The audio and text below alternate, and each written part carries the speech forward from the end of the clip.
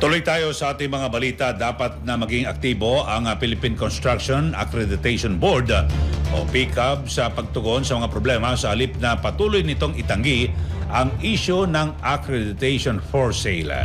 Ito ang pahayag ni Senator Ping Lacson at sinabing bagamat na itinanggi ng PCAB ang shortcut for a fee, dapat pa rin nilang ipaliwanag kung paano nakakuha ng accreditation ang ilang kontraktor matapos magbayad.